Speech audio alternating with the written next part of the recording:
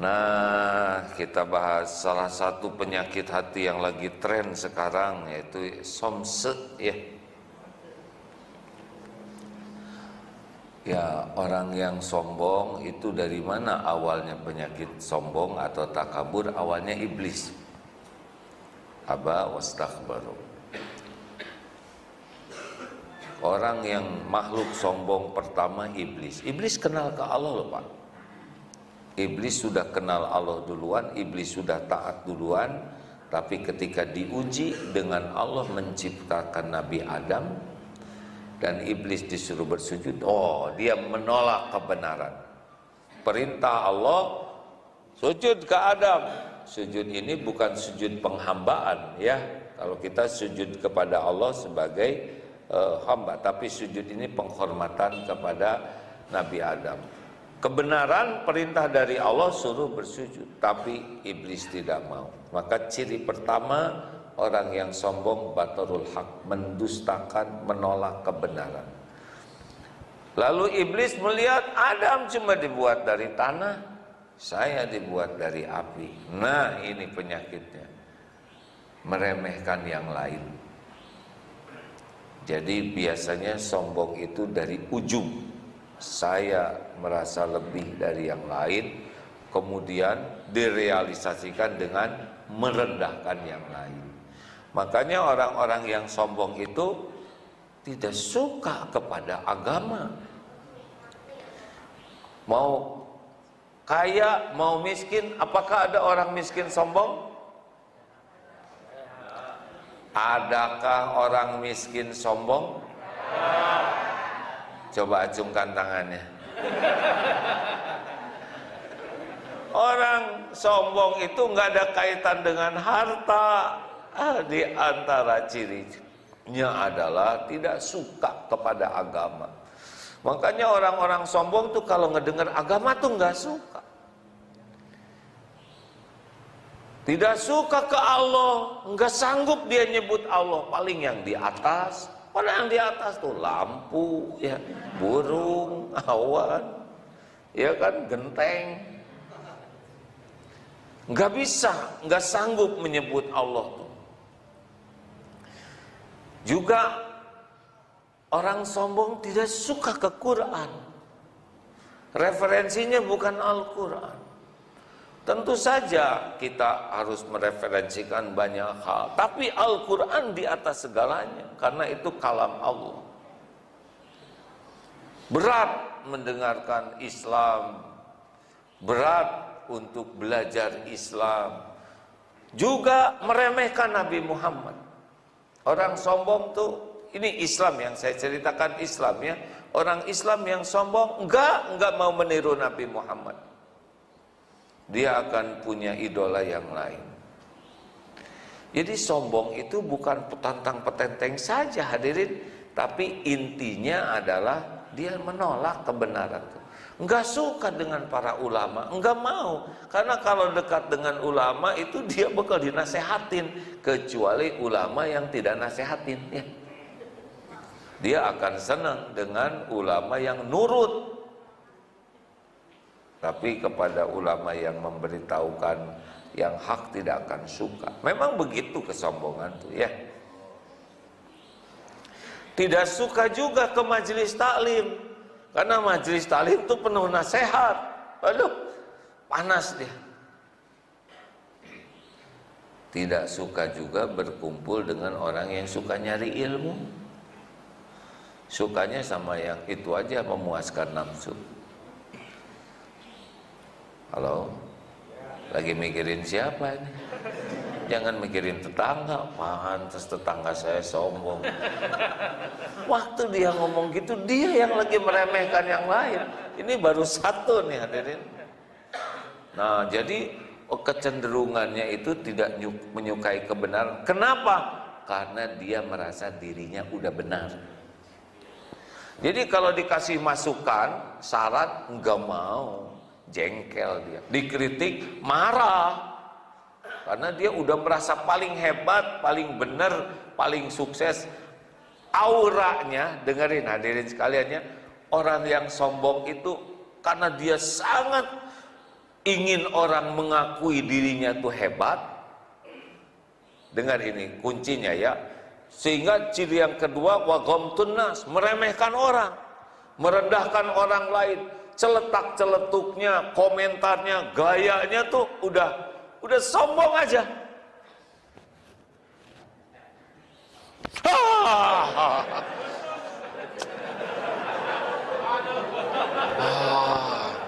Ini jebakan Batman, ha? Anjir. Coba kalau saya jatuh, kelihatan tuh di YouTube ya.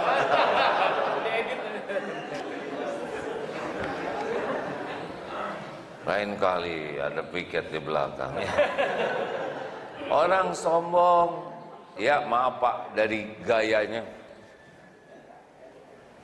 Lihat tuh video Mussolini ya, dan mati digantung.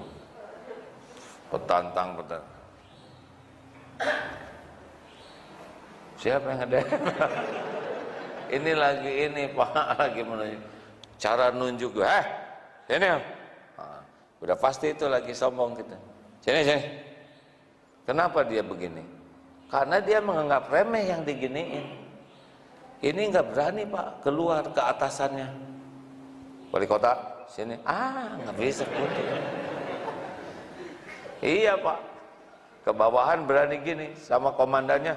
Komandan. Habis dia langsung ke sana ya. Coba ke mertua berani.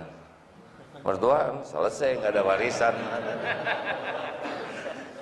Makanya orang sombong tuh ngebeda-bedain. Kalau ke yang dia hormati menurut dia merunduk-runduk, ada maunya tuh. Tapi kepada yang dia, nah ini sombong. Orang sombong tuh lelah, letih hatinya tuh. Karena dia menuntut orang lain mengakui jasanya, kehebatannya, pangkatnya, kedudukannya. Dia menuntut dan dia akan akali dengan berbagai cara supaya kelihatan hebat. Apakah dengan nomor motor, ya ada 5 motor yang nomornya, saya nggak nyebut mobil ya, motor ya. Misalkan di garasi kantor Dewan Kemakmuran Masjid ya. Saya nggak nyebut kantor yang di itu ya. Ada 5 motor dengan nomor polisi yang sama, padahal dia rakyat biasa. Misalkan dia hanya anggota DKM ya. Anggota DKM kan anggota Dewan hadirin. Kenapa harus pakai nomor polisi? Karena supaya kelihatan hebat, keren. Ini ciri menurut psikolog itu ciri orang yang kurang percaya diri. Orang yang kurang pede itu dia akan gunakan segala hal supaya orang mengakui. Katanya gitu saya bacanya. Hati-hati nih. Nabi Muhammad biasa-biasa. Loh kenapa dong pakai sorban? Tahu kenapa? Karena ini sorban saya ya. Loh, ini saya pakai sorban di sini menghormati Pak. Menghormati ini majelis mulia. Ini salah satu cara saya. Coba saya kesini pakai kaos oblong, singlet, terus pakai celana sepak bola. Kan saya merendahkan majelis ini, benar? Betul? Tidak harus semua pakai sorban. Ya pertama belum tentu punya, ya kan? Yang kedua bisa enggak pas juga Pak. Tapi kalau saya bersepeda nggak mungkin pakai sorban ini. Masa tuh ke helm dulu, helmnya disorbanin, lebih aneh lagi ya kan? Jadi menempatkan sesuatu pada tempatnya. Tapi jangan dengan sorban merasa paling soleh, merasa paling mulia, merasa lebih tinggi derajatnya. Tidak bisa. Ini adalah menghormat, bukan untuk dihormati. Jadi kenapa orang sombong omongannya nggak enak, wajahnya nggak enak dilihat, kelakuannya nggak enak disaksikan? Tahu kenapa? Karena hatinya tidak enak. Kenapa tidak enak? karena oleh Allah dicabut ketenangannya, dihujamkan ketidakenakan. Tidak enak itu diantaranya menuntut orang lain mengakui dirinya, ingin dihormati, ingin dihargai, ingin dikagumi. Ini dia yang bikin orang sombong tuh, nuntut orang mengakui dirinya. Makanya nggak enak, nggak ada bahagia, ngomong juga ketus. Bukan yang ada lagi di berita, kita juga begitu kalau lagi sombong.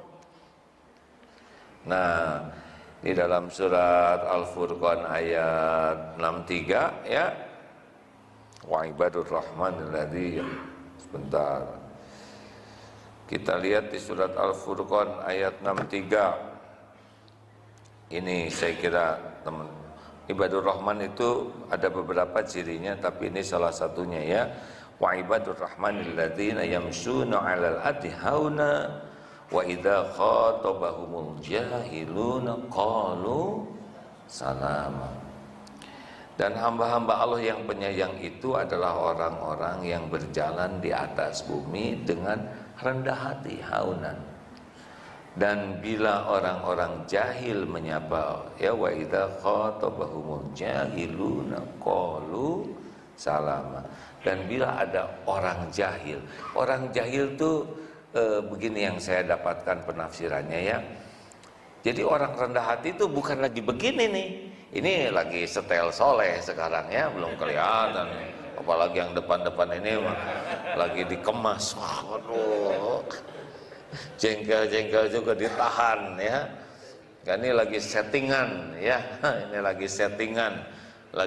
Lagi acting soleh sekarang, maaf ya. Yang asli kan bukan di sini saja nanti ya. Nah, salah satu testing kerendahan hati, tesnya adalah satu, ketika jalan di depan orang, ingin kelihatan bergagah, lebih hebat dari yang lain atau tidak. Jalan gagah boleh, jangan tiap yang wah sombong, tentara sombong, jangan, enggak begitu. Hati. Dan testernya adalah jika orang ada yang jahil di sini adalah orang yang bodoh karena dia tidak bisa mengendalikan dirinya. Disebut jahilun di sini yang saya dapatkan ya, dia mikir apapun, pengen ngomong apapun dia ngomong. Heh, monyet sini. Nah, jahil. Karena kita bukan monyet, benar? Dia belum tahu monyet atau kita memang mirip, itu aja masalahnya. Tapi masalah buat kita bukan omongan dia. Kalau orang ngomong seenaknya, apakah orang di jalan, apakah preman, apakah atasan, apakah tetangga, atau teman di masjid, celetak-celetuknya nggak enak, atau suami atau istri, ketika sedang tidak bisa mengendalikan dirinya, ngomong sekenanya, seenaknya, itulah testing ketawaduan kita. Kalau orang hormat itu mah nggak kelihatan, lagi pula waduh itu nggak kelihatan.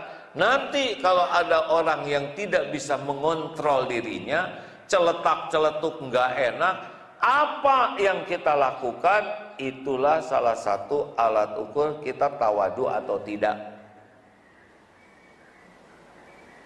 Nah, makanya kalau ada yang nggak enak, qalu salaman. Bukan disebutkan, hei kamu monyet, qalu salaman. Bukan begitu, dia nggak ngerti.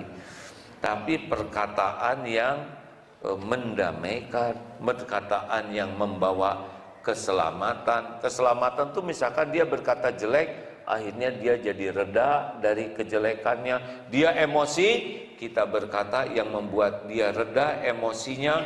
Dia sombong, membuat perkataan itu menjadi mengurangi kesombongannya. Jadi kalau, yang benar dong kamu jadi orang, emangnya saya nggak benar? Nah itu masalah, itu sombong kita. Yang benar dong kamu jadi orang. Ya. Insya Allah saya coba perbaiki diri. Nah gitu dong, turun tensinya. Saya mohon maaf ya Pak. Emang sebetulnya saya juga nggak niat jelek sih sama kamu. Ini ada lumayan nih, ada 2 juta, bisa begitu. Jadi mulai sekarang biasa saja. Nah yang kita kagum itu kalau orang diberikan topeng tadi, casing tadi, dan membuat jadi makin takwa, makin yakin ke Allah, makin patuh ke Allah, makin pasrah ke Allah, dan makin banyak manfaatnya. Nah, itu yang mengagumkan kita, ya. Itu ketua RT. Ketua RT dengan presiden sama tidak? Jawab. Beda. Satu RT, satu negara. Gimana kok jadi sama beginian? Coba ketua RT dengan presiden sama atau tidak? Beda. Satu ketua RT, satu lagi ketua negeri, ya.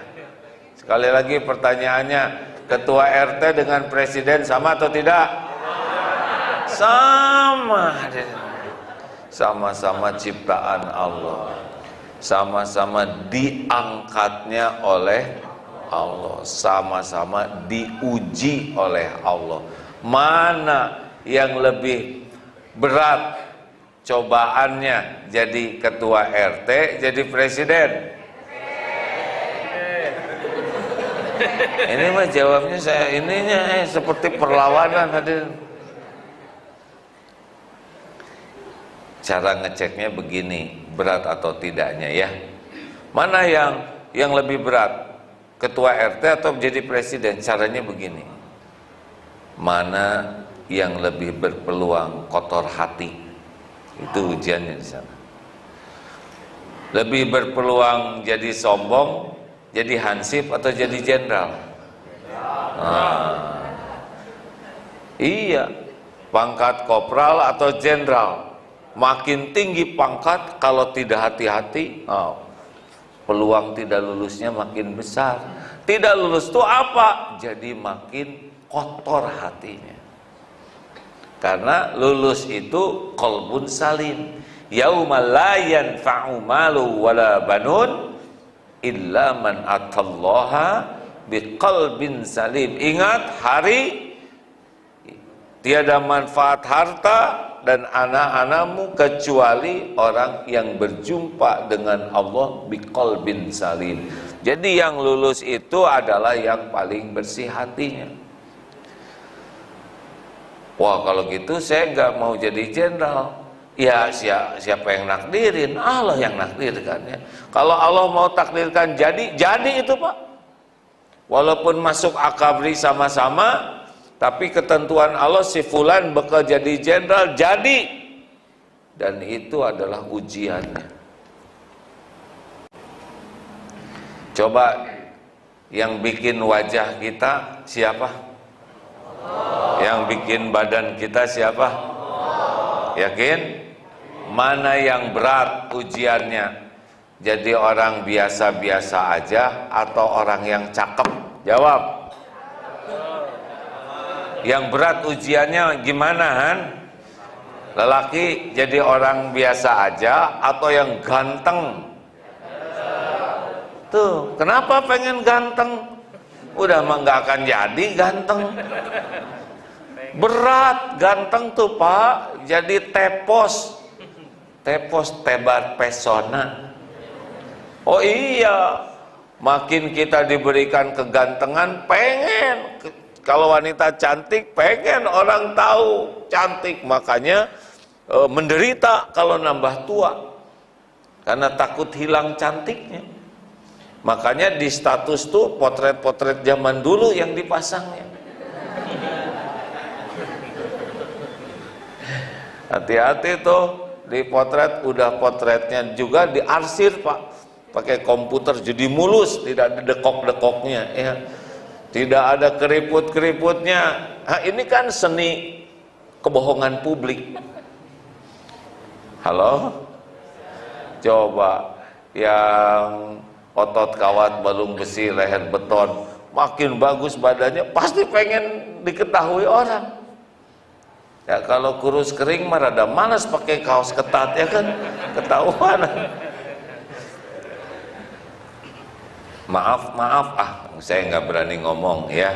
Jangan dibayangkan. Kenapa beberapa wanita suka ya begitulah ya, pakaiannya jadi serba kekurangan karena ingin memamerkan. Jadi berat Pak diberi kelebihan itu. Jadi ujian yang berat itu sebetulnya bukan kefakiran. Ujian yang berat itu adalah kemewahan. Rasulullah tuh lebih takut dengan daripada kemiskinan, karena makin mewah kecenderungannya. Wah.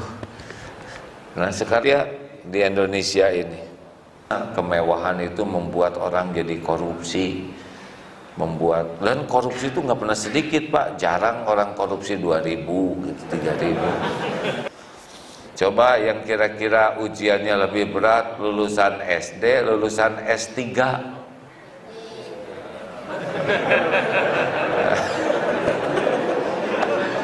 Ada yang kelas berapa?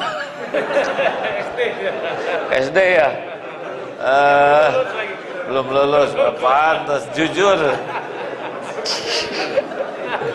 Baru kali ini saya mendengar kepolosan begini. Di mana-mana kalau ditanya mana yang berat ujian, lulusan SD atau lulusan S3? S3, doktor, itu hati itu berat Pak. Tapi baru kali ini saya mendengar yang berat ujian SD, karena dia SD. Belum lulus ya. Kelas berapa nak?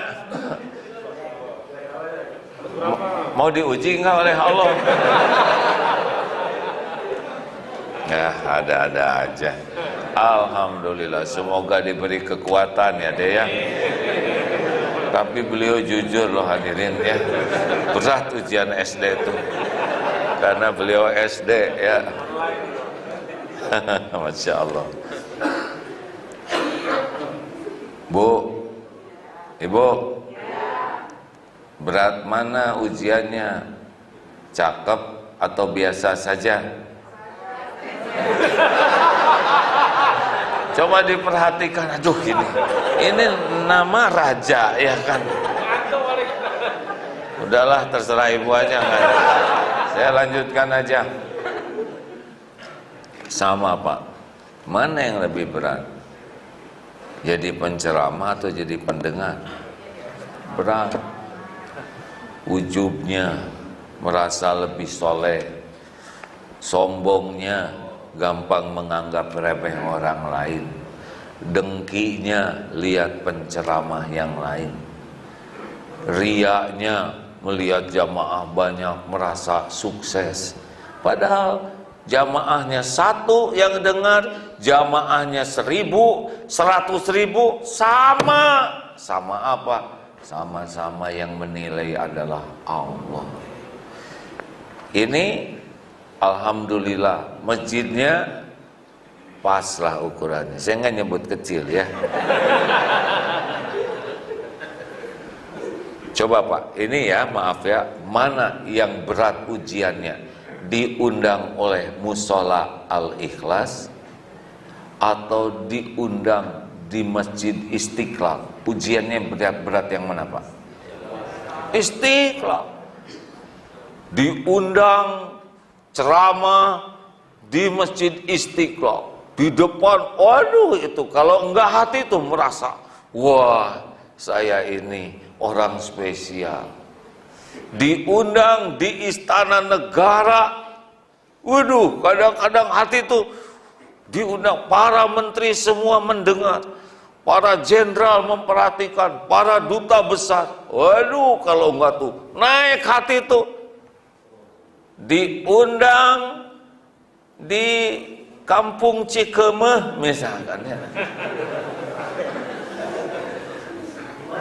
dengan yang menyimak beberapa tukang roti dan cireng, aci goreng, itu sama Pak, yang menilai itu Allah Subhanahu wa ta'ala, tapi ujian lebih berat. Jadi kalau misalkan dai kondang itu lebih berat ujiannya daripada dai yang jalan ke sana sini, tidak ada medsos, tidak ada yang milem ya, dia tidak punya followers, tidak ada IG, pergi ke gunung sana, di sana ngajarin 2-3 orang, padahal boleh jadi di sisi Allah tuh ini waliullah, kekasih-kekasih Allah. Adik-adik, jangan pengen jadi dai kondang, gak ada apa-apanya. Jadi dai yang dicintai Allah, udah cukup. Mau terkenal, tidak terkenal, tidak penting sama sekali. Yang pengen terkenal, kenapa pengen kenal? Dunia. Ingin terkenal tuh di penduduk langit, itu cirinya yang sukses tuh. Karena Allah kalau mencintai seorang hamba, Allah panggil malaikat Jibril, aku cinta fulan, cintailah ia. Malaikat Jibril cinta, lalu malaikat Jibril memberitahu penghuni langit, ini Allah cinta ke fulan ini, cintailah. Maka penghuni langit cinta semua kepada orang ini. Lalu diturunkan ke bumi ini rasa, sehingga binatang-binatang semua. Makanya kalau orang waliullah meninggal ya, saya jadi kekasih Allah, kecuali hatinya hanya berharap dari Allah. Kalau masih berharap dipuji orang, dikagumi orang, diperlakukan spesial oleh orang, oh dilulukan orang, lu siapa, lu siapa, ini juga menjadi hijab. Belum tentu followernya banyak di sisi Allah disukai. Wah, mikir semua. Mana yang berat ujian? Jadi makmum atau jadi imam? Imam. Kalau imam langsung berat jadi imam. Berat hadirin. Kadang ini saya bukan menilai beliau ya, karena takdirnya beliau memang jadi imam di sini. Tapi saya rasa ya, kalau lagi saya ngimamin gitu, aduh, susah itu mau bersih hati. Kadang-kadang ingin dipuji, ada aja di hati itu ingin dipuji, tahsinnya. Jadi selama sholat tuh mikirin tahsin aja terus, bukan ingat ke Allah, makhrajnya, tajwidnya. Kadang-kadang ingin kelihatan kitanya lagi khusyuk. Bismillahirrahmanirrahim. Pengen kelihatan khusyuk, padahal khusyuknya tuh kepujian orang. Khusyuknya tuh ingin dilihat khusyuk. Bukan khusyuk ke Allah, tapi ingin diakui khusyuk. Ini kan tipeng-tipengan. Kadang-kadang ingin memamerkan bacaan yang panjang supaya nggak ada yang mengalahkan imam yang lain. Sampai ngegeter makmum tuh ya. Basahin loh, ini ayat terpanjang. Waduh, kadang ruku dilama-lamain supaya kelihatan khusyuk. Kadang sujud lama karena lupa ini sujud keberapa ya. Waduh, ujian, malu. Mau bangkit malu ya. Ini udah belum Rabbik Firlinya ini ya. Astagfirullah, berat. Mana yang lebih berat ujian? Jadi ketua DKM atau jadi marbot bagian gosek-gosek? Yang berat marbot ya, karena bagian gosek-gosek. Tapi ujian hati. Jadi di sini yang berat itu hadirin, bukan di ototnya ya. Karena innallaha la yanzuru ila suwarikum wa amwalikum walakin yanzuru ila qulubikum wa amalikum. Sesungguhnya Allah tidak melihat casing, karena itu Allah yang menghendaki ya, rupa dan harta, tapi Allah melihat hati dan amalmu. Makanya jangan bangga dikasih dunia tuh ya. Bukannya bangga, tapi berlindung ke Allah. Ya Allah, anak hafal juz 30, hafal 30 juz, itu ujian besar. Disebut Al-Hafiz itu ujian. Padahal belum hafal, belum mutkin, baru hafal setoran, tapi udah keburu merasa saya hafiz, senang disebut sebagai Al-Hafiz. perih di sini kalau nggak disebut hafiznya. Misalkan namanya Abdurrahman, biasanya kepada Al-Hafiz Abdurrahman berbunga-bunga. Tiba-tiba disebut kepada Abdurrahman, Hafiznya mana?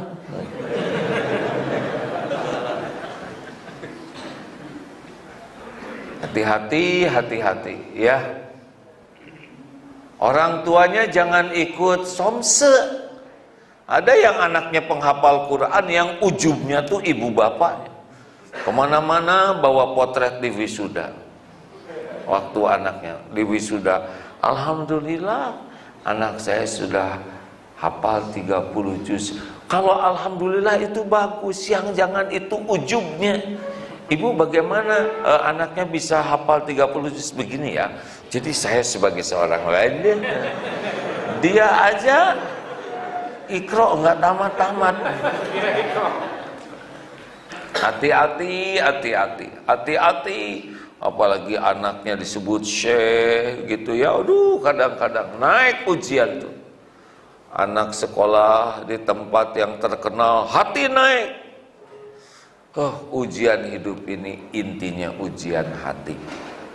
Qad aflaha man zakaha wa qad khaba man dassaha. Amat sangat beruntung orang yang mensucikan jiwa itu dan rugi yang mengotorinya.